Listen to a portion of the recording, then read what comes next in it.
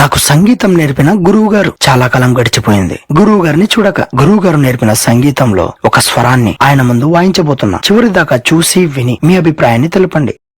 మా పద సరి రి సద ప మా ప రి మా పద ప మ గరి స సరి మా గరి సరి గరి స రి మా పద ప మ గరి స సరి రి గ గ మ మ ప ప ద ద ని ని స స స ని ని ద ద ప ప మ మ గ గ రి రి స స